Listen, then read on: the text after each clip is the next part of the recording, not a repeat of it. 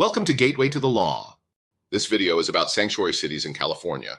We'll talk about what they are and what happens if a city refuses to be a sanctuary city.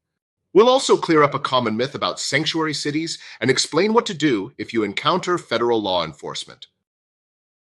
Remember, this video is not legal advice. This is for educational purposes. If you have any questions about what to do when confronted or detained by immigration enforcement, contact a criminal defense or immigration lawyer. A sanctuary city limits its cooperation with federal immigration enforcement entities. The primary federal immigration agency is Immigration and Customs Enforcement, or ICE. The California law creating this policy is called the California Values Act. We'll just call it the Act.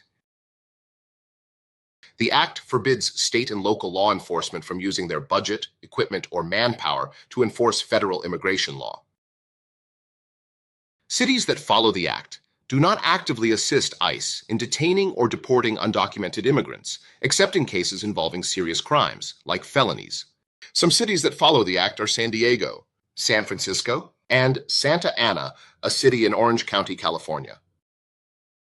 But some cities, like Huntington Beach, Laguna Niguel, and Los Alamitos, not only oppose sanctuary policies, but insist on helping federal immigration officers enforce immigration law.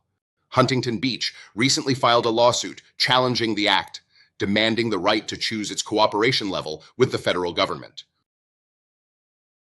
Huntington Beach and most other California cities receive money from the state to supplement their budgets. California may contend that it has the right to put limitations on the money and resources it sends to cities and counties. The outcome of this case could reshape sanctuary policies throughout the United States. The Throw Out All Undocumented Immigrants echo chamber falsely claims that sanctuary cities have increased crime rates and are more unsafe than cities that reject sanctuary city policy. What?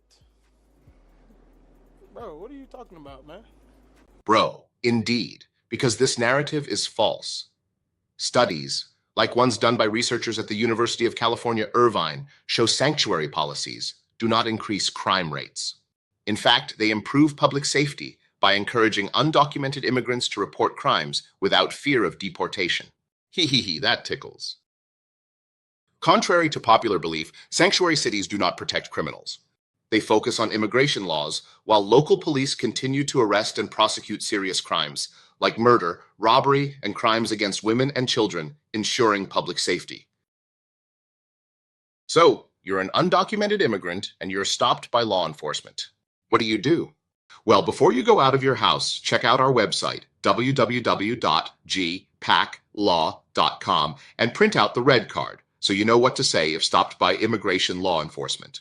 Also, like and subscribe to all our social media channels so you can get updated on all the important content that we post. In summary, stay calm and do not consent to searches without a warrant signed by a judge. You or someone with you should record interactions and gather officer information. If you do not have immigration documents, you should exercise your right to remain silent. Finally, request an attorney or contact your consulate if needed. If you are not a U.S. citizen and an immigration officer asks for your immigration papers, you must show them if you have them. Do not say you are a U.S. citizen if you are not one. If you do not have immigration papers and you notify the officer that you wish to remain silent, you may be asked to step out of the car. Do not resist. Remember that you have the right under the U.S. Constitution, regardless of your immigration status, to avoid incriminating yourself by remaining silent. If you don't have immigration documents, state that you do not want to speak to law enforcement and instead that you want to speak to an attorney. You have the right to an attorney under the Sixth Amendment of the Constitution. If you can't afford one, ask for a list of free or low-cost legal services. You can also show them a copy of the red card. You also have the right to contact your country's consulate or diplomatic mission. They may be able to provide legal assistance or other forms of support. Visit our website at www.gpaclaw.com for a list of addresses and phone numbers of consulates of Latin American countries located in the Los Angeles area. Being prepared can help you protect yourself and your family. If you are ever unsure about what to do, reach out to a trusted legal advocate or organization for help. Until next time, stay safe and stay informed.